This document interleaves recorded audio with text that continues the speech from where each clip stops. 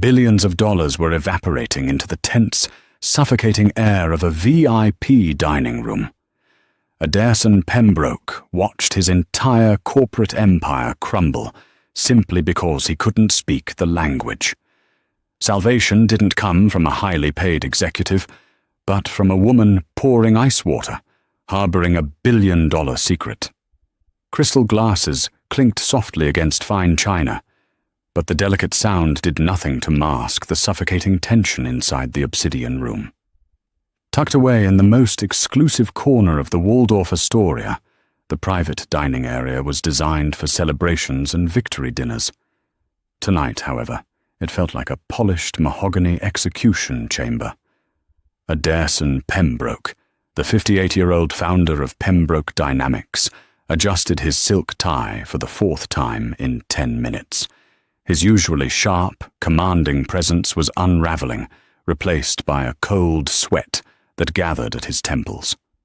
Across the expansive table sat Lorenzo Rossi and Giovanni Bianchi, the formidable patriarchs of a Milanese shipping conglomerate. They controlled the European trade routes Adairson desperately needed to finalize a $2.8 billion merger. Without their signature on the heavy stack of documents resting between the bread plates, Adairson's company would face a hostile takeover by the end of the fiscal quarter. Everything had been meticulously planned. The menu featured imported white truffles. The wine was a rare vintage from Lorenzo's home region. The only missing element was the most crucial one: Philip, Adairson's elite corporate interpreter. "Call him again," Adairson hissed under his breath, leaning toward his chief financial officer, Gregory Mitchell. Gregory, a man whose perfectly styled hair and tailored suits often masked a chillingly calculating demeanor, checked his phone with agonizing slowness. "Go straight to voicemail, Adairson. I told you, Philip sent an email an hour ago, claiming he had a severe medical emergency. Food poisoning, he said. There is absolutely nothing I can do. You could have secured a backup." Adairson's voice was a strained whisper, desperate to keep the panic from echoing off the soundproofed walls. "We are sitting across from the most traditional, prideful businessmen in Italy. They specifically requested this meeting be conducted in their native tongue as a show of good faith. I know 3 words of Italian, Gregory, and 2 of them are pasta varieties." Gregory casually picked up his water goblet. "We will just have to rely on their limited English, or use a translation app. Relax, Adairson. The deal is too lucrative for them to walk away over a scheduling hiccup." Across the table, Lorenzo and Giovanni were exchanging rapid, heated whispers. Their body language was rigid. Lorenzo, an imposing figure with a silver beard and eyes like flint, tapped his gold watch significantly.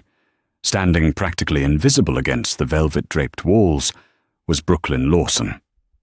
Clad in the crisp, black and white uniform of a high-end server, she held a silver tray perfectly balanced against her hip. Brooklyn was 34, with tired eyes that held the weight of a past she actively tried to forget. To the men in the room, she was part of the furniture, a silent ghost meant to refill glasses and clear plates without drawing breath, let alone attention. But Brooklyn heard every word. More importantly, she understood every word. "These Americans are insulting us," Giovanni muttered in rapid, flawless Italian, leaning closer to Lorenzo. "They invite us to their city, promise to honor our customs, and then sit there staring at us like deaf-mutes. It is a profound lack of respect. I told you we should have entertained the offer from the Germans." Lorenzo gave a curt nod, his jaw tight.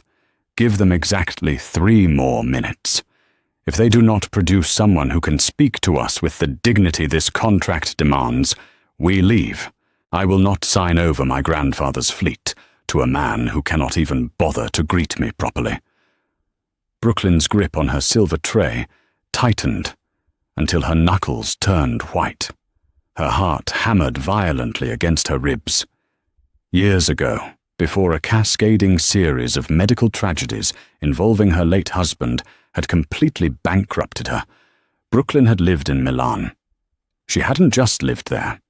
She had been the senior European liaison for a massive British aerospace firm. She had negotiated contracts worth millions, navigating the complex, highly nuanced world of Italian corporate diplomacy.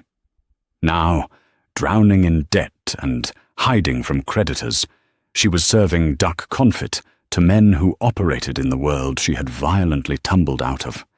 Her manager, Mr. Carmichael, had been explicitly clear before her shift. Do not speak unless spoken to. Do not look the VIPs in the eye. You are a waitress, Brooklyn. Act like one, or you will be back on the street by midnight. She needed this job. She was 2 months behind on rent. Getting fired tonight meant facing eviction by the weekend. Adairson pulled out his smartphone, his hands trembling slightly, and opened a generic translation app. He tapped the microphone icon. Gentlemen, I apologize. Our translator is sick. We must use this. He spoke loudly and slowly into the device, as if volume would bridge the cultural gap. The computerized voice spat out a mangled, highly informal Italian sentence. Brooklyn winced. The app hadn't just translated the words poorly, it had used an overly familiar conjugation that bordered on offensive when addressing men of Rossi's age and status. Giovanni's face flushed dark red. Lorenzo placed his linen napkin on the table with deliberate, terrifying calmness. He pushed his chair back. Questo è un circo, Lorenzo stated coldly. This is a circus. He looked at Adairson with absolute disdain, switching to heavily accented, broken English. Mr. Pembroke, we are finished. You have no respect, no business. Adairson turned pale. No, please, wait. Lorenzo, let's just look at the numbers. Gregory, do something. Gregory simply sighed, a strange glimmer of satisfaction flashing in his eyes. I'm sorry, Adairson. I told you they were temperamental. Lorenzo and Giovanni stood up, buttoning their suit jackets. $3 billion, the entire future of Pembroke Dynamics, and thousands of employee jobs were walking toward the oak doors. Brooklyn looked at Adairson Pembroke. She saw the devastation in the older man's eyes, the crushing weight of a failure he didn't entirely deserve. Then she looked at Gregory, noticing the stark contrast. Gregory wasn't panicking. Gregory looked relieved. The discrepancy struck her sharp, analytical mind like a bolt of lightning. 3 minutes, Lorenzo had said. Brooklyn stepped away from the velvet wall. She placed her silver tray on a side console with a soft, definitive clink. She smoothed her apron, took a deep breath, and broke every single rule Mr. Carmichael had drilled into her. Signor Rossi, vi prego, vi chiedo umilmente scusa per questa imperdonabile mancanza di organizzazione. Brooklyn's voice rang out, clear, melodic, and wrapped in the highly formal, respectful dialect of the Milanese elite. Mr. Rossi, please. I humbly apologize for this unforgivable lack of organization. The effect was instantaneous. Lorenzo and Giovanni froze mid-stride, turning around in absolute shock. Adairson dropped his phone on the table. Gregory's smug expression shattered, replaced by a mask of sudden, furious alarm. Brooklyn stepped forward, bowing her head slightly in a traditional show of respect before making direct, confident eye contact with the Italian billionaires. She kept her hands clasped respectfully in front of her. Il nostro interprete ha avuto un'emergenza medica gravissima, she continued smoothly, her accent utterly flawless. Il signor Pembroke è profondamente mortificato. Ha il massimo rispetto per la vostra famiglia e per la vostra flotta. Vi supplico di concedergli l'opportunità di dimostrarvelo. Se lo desiderate, sarò onorata di assistervi come interprete per questa sera. Our interpreter had a severe medical emergency. Mr. Pembroke is deeply mortified. He has the utmost respect for your family and your fleet. I beg you to grant him the opportunity to prove it. If you wish, I would be honored to assist as your interpreter for the evening." Silence descended on the obsidian room, heavy and thick. Lorenzo stared at the waitress in the uniform, his eyes darting over her unassuming appearance, trying to reconcile it with the aristocratic Italian rolling off her tongue. "Who on earth do you think you are?" Gregory snapped, finally recovering his wits. He stood up aggressively, pointing a finger at Brooklyn. "You are serving staff. Get out of this room immediately before I have management throw you out." "Gregory, shut your mouth!" Adairson barked, his voice suddenly finding its legendary authority. He looked at Brooklyn as if she were an angel descended from the ceiling. He didn't know what she had said, but he saw the tension visibly drain from the Italian's shoulders. "Miss Brooklyn, sir," she replied quietly, briefly reverting to English. "Brooklyn, can you translate for us?" "Truly?" Adairson asked, desperation evident in his tone. "Yes, Mr. Pembroke. I am fully fluent in corporate Italian, specifically the Milanese dialect," she answered, keeping her posture rigid. Gregory practically lunged forward. "Adairson, you cannot be serious. She's a waitress. This is a highly confidential, multi-billion-dollar merger. She hasn't signed an NDA, she has no security clearance, and she's completely unqualified. This is a catastrophic breach of protocol." "The protocol is already breached, Gregory, because our designated guy is suddenly missing." Adairson fired back, his eyes narrowing at his CFO. "And right now, this waitress is the only thing keeping my company alive." "Sit down." Adairson turned back to the Italians and gestured warmly toward the table. Brooklyn immediately translated his welcoming gesture into a formal, elegant invitation in Italian, softening Adaerson's blunt American edges with the necessary cultural padding. Lorenzo looked at Giovanni. A small, amused smile tugged at the corner of Lorenzo's mouth. "Una cameriera con il vocabolario di un diplomatico," he murmured. "A waitress with the vocabulary of a diplomat." He slowly unbuttoned his jacket and returned to his seat. Giovanni followed suit. Adairson let out a breath he felt he had been holding for 10 years. "Brooklyn, please pull up a chair, right here next to me." "It would be more appropriate if I stood, Mr. Pembroke," Brooklyn replied softly, acutely aware of the security cameras in the corner of the room. "Nonsense. You are my voice now. Sit," Adairson commanded gently.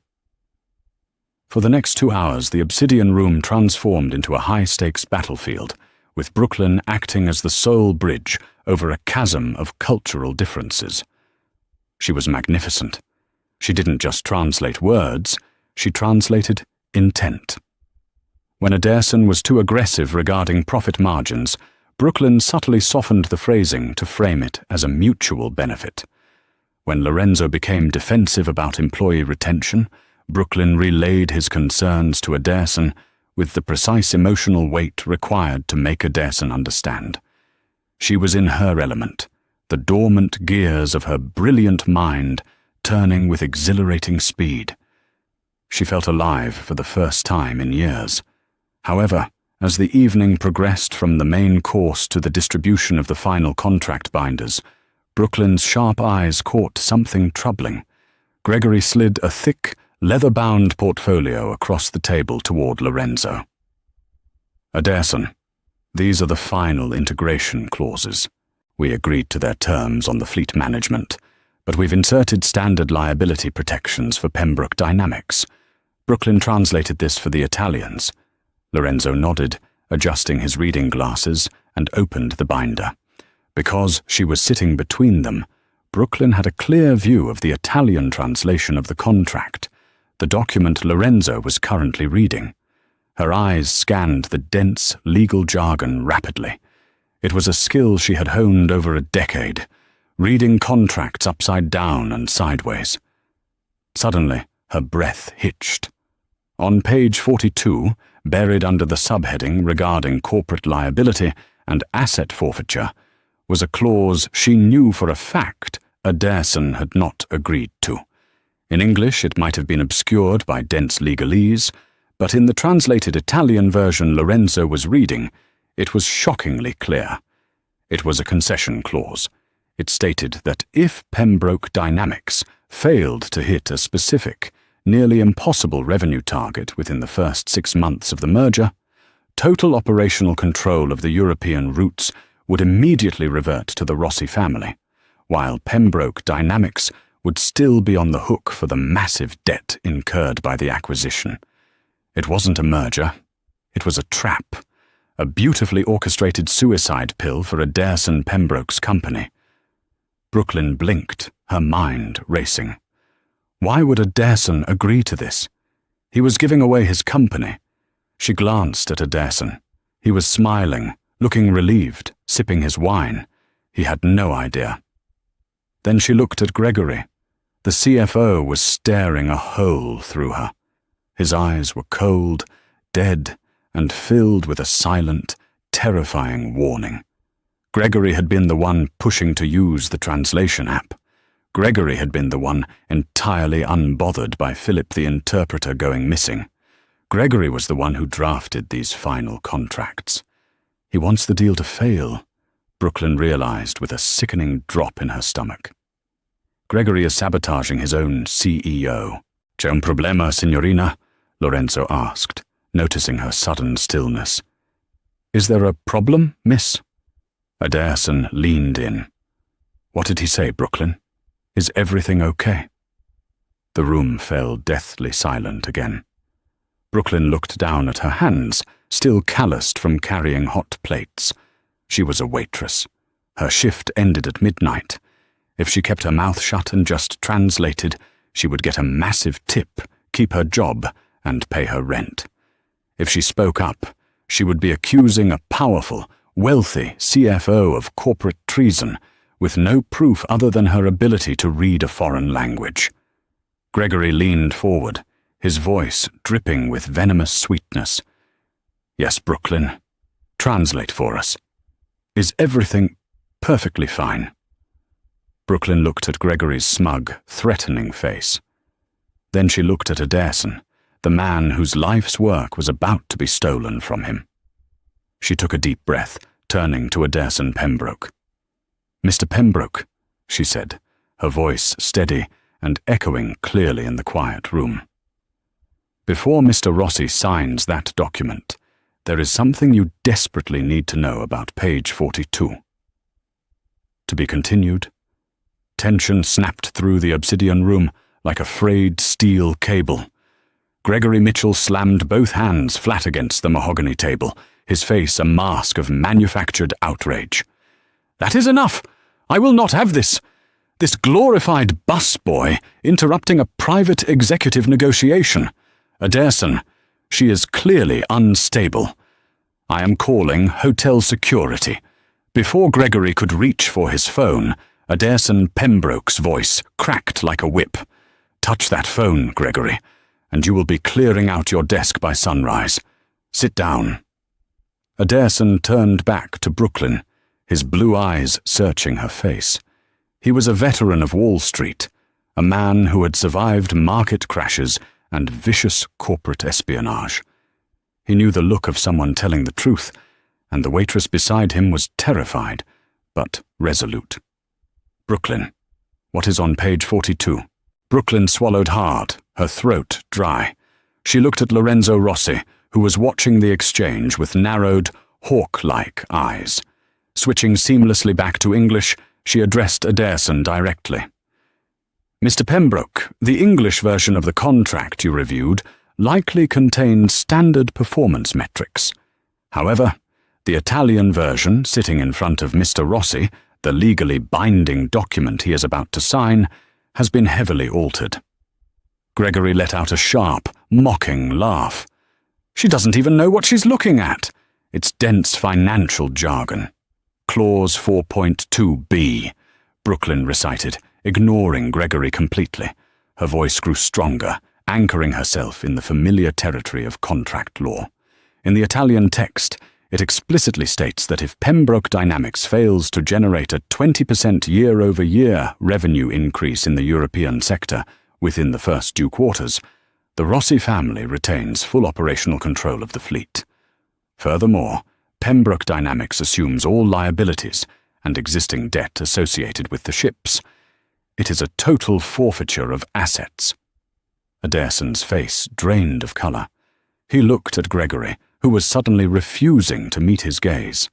A 20% increase in a newly merged territory within 6 months was mathematically impossible. It was a guaranteed failure. "Lorenzo," Adairsen said, his voice dangerously low. "Did you demand this concession?" Brooklyn translated the question. Lorenzo frowned, shaking his head slowly. "No, Arturo," Lorenzo replied in his broken English before switching to rapid Italian. Brooklyn translated, "Mr. Mitchell presented this clause to our lawyers yesterday.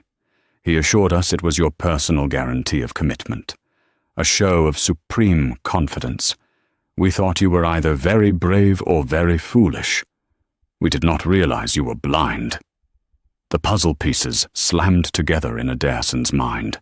If Pembroke Dynamics defaulted and lost the fleet, the company's stock would plummet. They would be ripe for the hostile takeover he had been fighting so hard to prevent. And the company leading that hostile takeover attempt? Harrison Vanguard, a ruthless private equity firm. "You sold me out," Adairsen whispered, staring at his chief financial officer. "You made a backdoor deal with Harrison Vanguard. You needed this merger to happen, but you needed it to fail immediately afterward. They promised you the CEO position once they carved up my company, didn't they?" Gregory's polished veneer cracked. The faux concern vanished, replaced by a cold, calculating sneer. He adjusted his expensive silk tie. "You are a dinosaur, Adairsen. You run this company like a family grocery store. Vanguard has the capital to take us global, but they needed you out of the way. And honestly, this would have gone off without a hitch if Philip hadn't eaten that bad oyster." Brooklyn's eyes widened. "He didn't eat a bad oyster," she breathed, the realization dawning on her. "You poisoned him. You gave him something to ensure he'd be incapacitated tonight. You needed to use the translation app or a weak backup to push the Italian documents through without Adairsen ever knowing what they said." "Prove it," Gregory challenged, a smug smile returning to his lips. "It's my word against a waitress who belongs in a soup kitchen." "I don't need to prove it to the police, Gregory," Adairsen said softly. "I just need to know it myself. You are fired, effective immediately. Leave this room before I have you thrown out the window." Gregory stood up, smoothing his jacket. He looked at Adairsen with pure venom. "You're dead in the water, Adairsen. The Rossi family won't sign a new contract tonight. The deadline for the merger is tomorrow morning. You have no finalized paperwork, no CFO, and no future." He shot Brooklyn a look of absolute disgust. "Enjoy the tip, sweetheart." With that, Gregory turned and walked out of the obsidian room, the heavy oak doors clicking shut behind him. Silence filled the room, thick and suffocating. Adairsen Pembroke buried his face in his hands, the weight of the betrayal crushing his shoulders. He had built Pembroke Dynamics from a single warehouse in Queens to a global empire, and his most trusted advisor had just driven a knife into his back. The deal was dead. His company was lost. "Arturo!" A deep, rumbling voice broke the silence. Adairsen looked up. Lorenzo Rossi was leaning across the table, his flinty eyes locked onto the American CEO. Lorenzo pushed the rigged contract away from him, tapping the polished mahogany table with a heavy gold ring. He spoke in rapid Italian, and Adairsen turned desperately to Brooklyn. Brooklyn sat up straight, her professional demeanor unwavering. "Mr. Rossi says that he does not do business with snakes, and he is relieved the snake has left the room. However, he also says that he does not do business with fools. He wants to know how you could let a traitor get so close to your throat." Ederson sighed, a bitter, self-deprecating sound.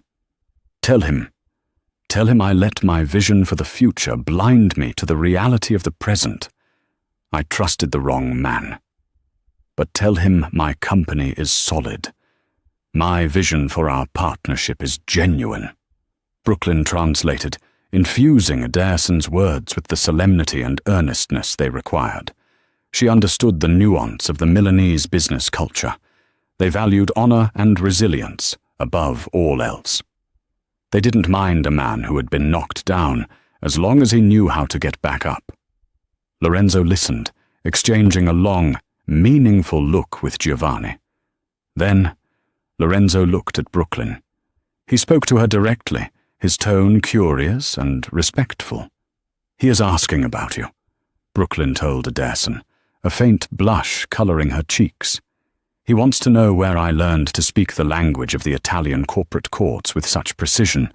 Tell him the truth," Ederson urged gently. Brooklyn took a deep breath. She looked at the billionaires, switching to Italian.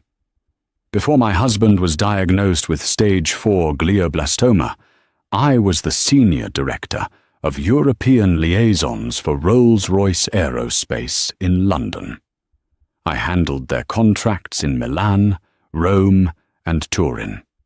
When the cancer progressed, we moved back to the States for experimental treatments at Mount Sinai Hospital. The insurance capped out. The treatments drained our savings, our investments, everything. He passed away 18 months ago. I lost my career, my home, and my credit. This job at the Waldorf was the only one that didn't require a background credit check."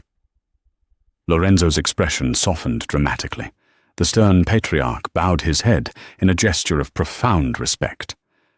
"Una donna di immenso onore," he murmured. "A woman of immense honor." He turned to Ederson, his decision made. "Arturo, we have 3 hours before midnight. This waitress of yours, she knows contract law, she knows our language, she knows our culture. If we tear up this poisoned document and draft a new one tonight, just the core terms, binding us together, will she translate it for us?" Ederson's jaw dropped. He stared at Lorenzo, then at Brooklyn. "He wants to rewrite the terms tonight. Right now, with you mediating." Tears pricked the corners of Brooklyn's eyes, but she blinked them away, her spine straightening into the posture of the executive she used to be. "I would be honored, Mr. Pembroke." For the next 3 hours, the Obsidian Room became a flurry of frantic, brilliant negotiation. Brooklyn was a maestro conducting a symphony. She wasn't just translating, she was catching loopholes, suggesting compromises, and bridging the gap between American corporate aggression and Italian traditionalism. She drafted notes on the backs of menus, her mind operating at a terrifying, beautiful speed. By 11:45, a handwritten, legally binding letter of intent lay on the table, outlining the true parameters of the $2.8 billion merger. There were no suicide pills, no hidden traps. It was a partnership built on mutual respect and sudden, unwavering trust. Lorenzo Rossi signed his name with a flourish. Ederson Pembroke signed his name with a trembling hand. Just as the final signature was placed, the heavy oak doors swung open. Mr. Carmichael, the restaurant manager, stormed into the room, his face purple with rage. "Brooklyn!" Carmichael barked, completely ignoring the billionaires at the table. "What in the name of God are you doing sitting at a VIP table? You are a server. You are fired. Get your apron off and get out of my restaurant immediately." Brooklyn froze, the harsh reality of her present situation crashing back down upon her. She began to stand up, her hands reaching for the strings of her apron. "Excuse me." Ederson Pembroke's voice boomed, freezing Carmichael in his tracks. The CEO stood up, buttoning his jacket, projecting the aura of a man who controlled billions. "Are you the manager?" "Yes, sir, Mr. Pembroke. I am so terribly sorry about this insubordinate—" "Shut up," Ederson commanded. He walked around the table and stood next to Brooklyn. "Brooklyn Lawson is not a server. She is not insubordinate. And she is certainly not fired by you, because she resigned 5 minutes ago." Carmichael blinked, utterly bewildered. "She resigned?" "Yes," Ederson continued, turning to look at Brooklyn with a smile that carried the warmth of a second chance. "Because she has just accepted a position at Pembroke Dynamics as our new Executive Vice President of European Operations. Her starting salary is $750,000 a year, complete with full medical benefits and a signing bonus that will clear whatever debts she currently holds." Brooklyn gasped, her hand flying to her mouth. The silver tray she had abandoned hours ago gleamed in the background, a relic of a life she was leaving behind forever. Ederson extended his hand to her. "If you'll have me, Brooklyn, I desperately need someone who can read the fine print."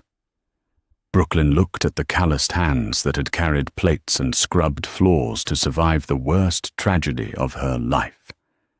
Then she looked at the outstretched hand of a man whose empire she had just saved.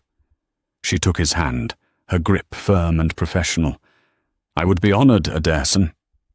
Lorenzo Rossi raised his glass of rare vintage wine, a genuine smile breaking across his weathered face. "A Brooklyn," he toasted in Italian. "Alla verità." To Brooklyn, to the truth. Did you love this incredible story of betrayal, intellect, and ultimate redemption? Brooklyn proved that your current circumstances never dictate your true value. If you want to hear more thrilling, real-life corporate dramas and inspiring comeback stories, hit that like button right now. Don't forget to share this video with someone who needs a reminder of their worth, and subscribe for more epic tales.